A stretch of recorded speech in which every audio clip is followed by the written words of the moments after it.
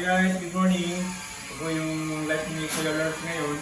Construction workers po tayo. Binigyan po tayo ng OT ni Ate Oz. So, kahapon, binigyan po tayo. Construction boy naman tayo ngayon guys.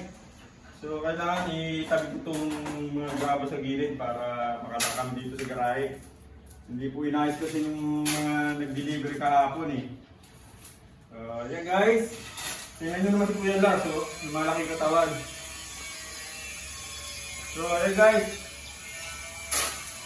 Sabi ko lang itong ginagawa ko ha. Maraming salamat nga po pala sa mga nag-subscribe kay Kuya Lars. Thank you very much po sa inyo lahat. Tiwala niyo po. At maraming salamat din po sa kay Marianne, kay Cindy Girl, kay Lore, hapon. Sa kanila, nagdagdagan po yung ating mga followers. And guys, alam nyo guys, kung binata si Kuya Lars, talagang marunong po tayo ng mga ganitong trabaho. Bago po po natin lalo si Ato. Yung mga trabaho natin ng araw. Paggagawa ng malahas, yan po talaga yung ating work noon eh. Medyo natigil lang po ako ngayon sa paggagawa. Jewelry. And guys, samahan nyo lang po muli sa matapos ng ginagawa ko.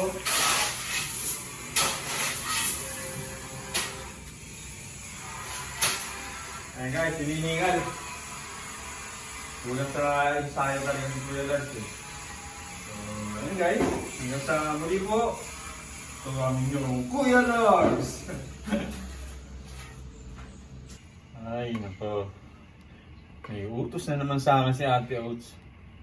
Yung pinagagawa niya sa akin pag katabi ng graba kanina, nagawa ko na po. Hindi pa natatapos, sinundan na ng utos. So, ito na yun guys. Tingnan nyo kung ano itong pinaluluto sa akin.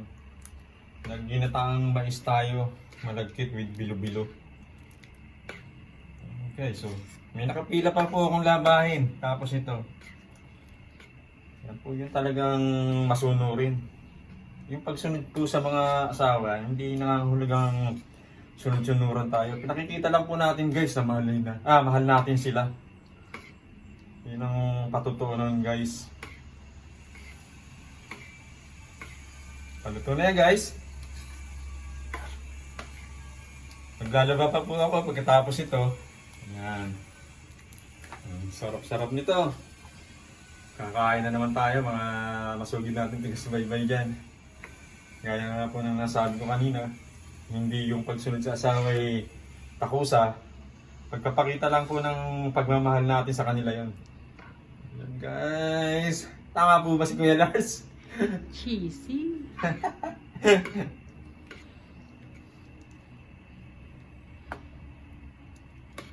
Woo! Kakain na naman tayo, merienda na. Merienda tayo mga idol. Yan na po. So hanggang sa muli po, abangan nyo lang po ang mga vlog ni Kuya Lars. Muli po, we love you all. Mwah!